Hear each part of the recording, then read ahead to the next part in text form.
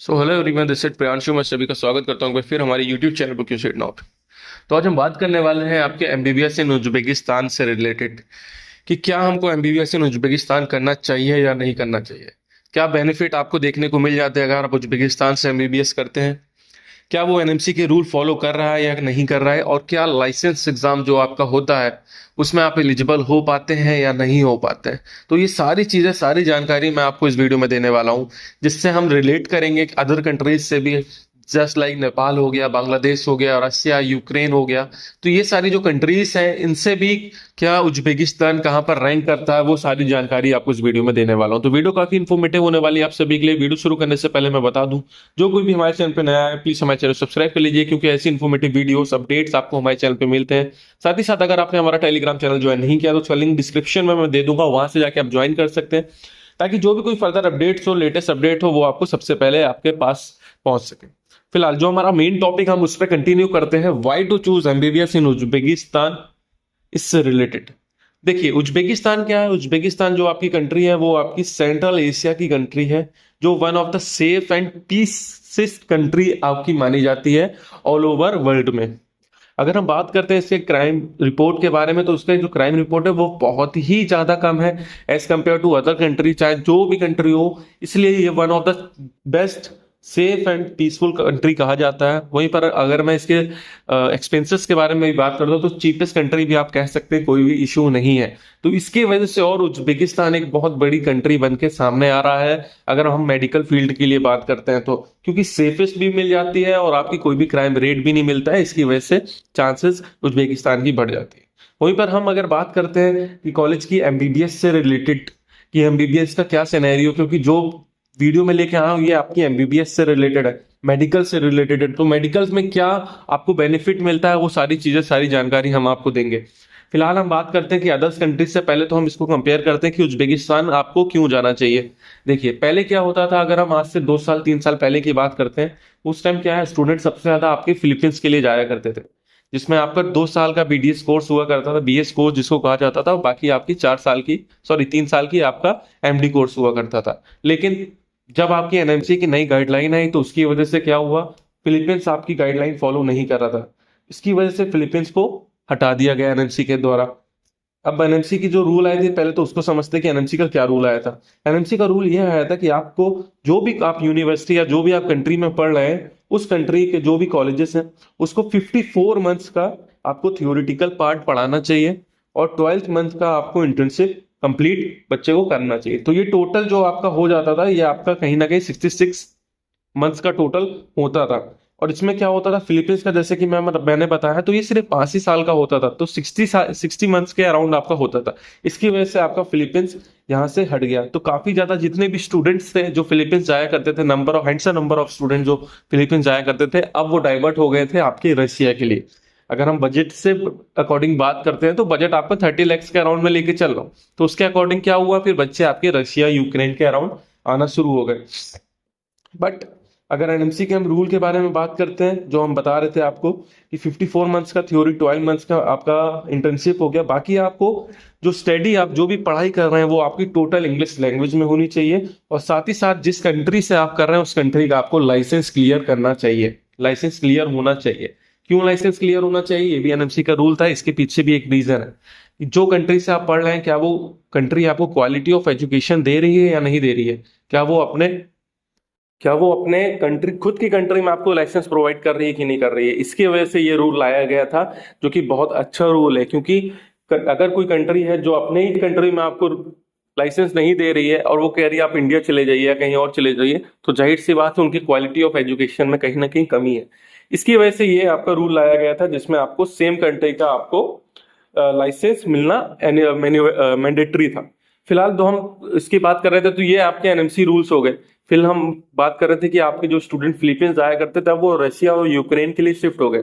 लेकिन Russia Ukraine में क्या हुआ, रशिया यूक्रेन में वॉर हो गई, जिसकी वजह से अब जो स्टूडेंट यूक्रेन जाया करते थे और रशिया जाया करते थे, अब वो और इमिग्रेट होना शुरू हो गए। ठीक है, अब क्योंकि पहले क्या था कि जितने भी स्टूडेंट यूक्रेन गए थे वो सब इमिग्रेट होके ट्रांसफर लेके कहीं दूसरी कंट्री है। कौन सी कंट्री है, वो आपके यही उज्बेकिस्तान। यहीं से आपका उज्बेकिस्तान का जो फ्लो है स्टूडेंट्स का, काफी ज्यादा इंक्रीज होते हुए दिखाई दिया। क्योंकि अब क्या है कि वॉर की वजह से यूक्रेन तो कोई नहीं जा रहा है। अब जो स्टूडेंट रशिया भी जा रहे थे, बट अब वो भी कम होना शुरू हो गए, क्योंकि डर की वजह से कि क्या वहां पर वॉर हो रही है, कुछ भी हो सकता है, इसकी वजह से अब रशिया भी स्टूडेंट जाना बहुत कम कर दिए हैं। अब जो नई डेस्टिनेशन निकल के आई स्टूडेंट के बीच में, जिसका बजट जो था आपका अंडर 30 लाख था, वो आपकी उज्बेकिस्तान आके आई है। बाकी आपकी किर्गिस्तान, कजाकिस्तान भी कंट्रीज है, लेकिन ये आपकी उसके बीच में ये उभर के कंट्री आई जो कि आपकी उज्बेकिस्तान थी। इसकी वजह से आपको चूज करना चाहिए कि क्यों आपको एमबीबीएस वहां से करना चाहिए। अब हम एमबीबीएस की बात करते हैं, तो एमबीबीएस में क्या है, ये आपके सारे एनएमसी की जो भी रूल्स हैं, गाइडलाइंस है, वो फॉलो करती है। 54 months of theory with 12 months of internship and whole study will be in English medium. ये सारी चीजें आपकी जो उज्बेकिस्तान कंट्री है वो फॉलो करती है, यूनिवर्सिटीज जो है फॉलो करती है। और साथ ही साथ जो आपकी डिग्री होती है, क्योंकि यहाँ पर कोई लाइसेंसिंग का एग्जाम नहीं होता, जैसे अगर आप इंडिया में है, इंडिया के लिए आपको एक लाइसेंस एग्जाम क्रैक करना पड़ता है, बट उज्बेकिस्तान में ऐसा सच कुछ नहीं है। अगर आप वहां से स्टडी कर रहे हैं तो आपकी जो डिग्री है वही आपका लाइसेंस होती है। तो एज सच कोई भी एक लाइसेंस एग्जाम पास नहीं करना पड़ता, सिर्फ और सिर्फ आपको अपनी डिग्री कंप्लीट करनी है और आप वहां उज्बेकिस्तान में डॉक्टर कहलाना शुरू कर जाएंगे। और अगर आप प्रैक्टिस करना चाहते हैं तो उज्बेकिस्तान में ही प्रैक्टिस कर सकते हैं।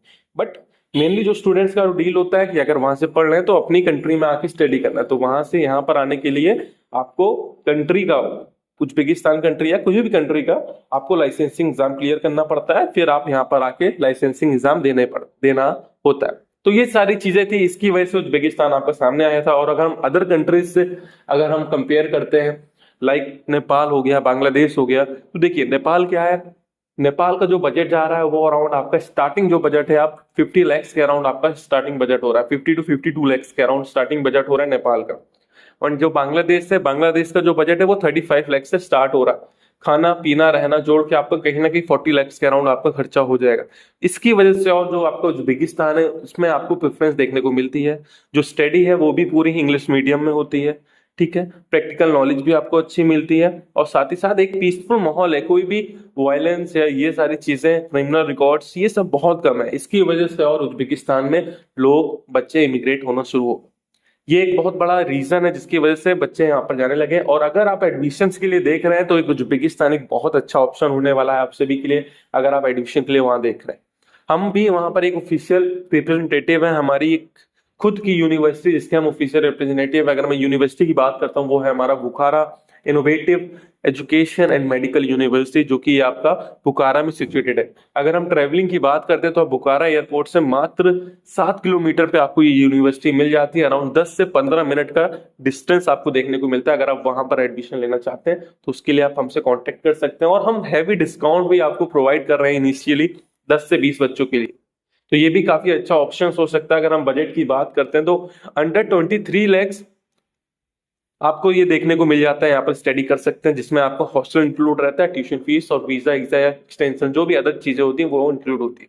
सिर्फ फूडिंग का आपको एक्स्ट्रा देना पड़ता है, जो कि आपका $100 पर मंथ आपका अराउंड होता है।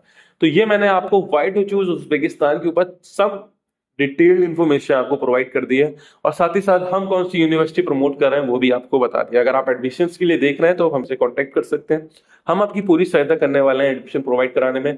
साथ ही साथ नेक्स्ट जो हमारी वीडियो होने वाली वो हमारी Bukhara innovative education and medical university से होने वाली है। इसके ये मैं डिटेल्ड इन्फॉर्मेशन आपको बताने वाला हूँ कि क्यों आपको इस कॉलेज में जाना चाहिए, यूनिवर्सिटी में जाना चाहिए, क्या पैकेज होने वाला है, क्या सारी चीजें होने वाली है, डिटेल में आपको सारी चीजें मिलेंगी। और अगर एडमिशन्स के लिए देखना है तो आप जरूर से जरूर हमको कॉन्टेक्ट करिए, not only in Uzbekistan but also in other countries, जिसमें भी आप प्रेफरेंस रखते हैं एडमिशन्स के लिए देखते हैं। नीचे हमारा कॉलिंग नंबर और आपका व्हाट्सएप नंबर दिया गया है, आप हमसे कांटेक्ट कर सकते हैं। तो आज की इस वीडियो में बस इतना ही। होकर तो वीडियो इन्फॉर्मेटिव रही है तो प्लीज इसे लाइक करें, शेयर करें, चैनल सब्सक्राइब करना ना भूलें। धन्यवाद।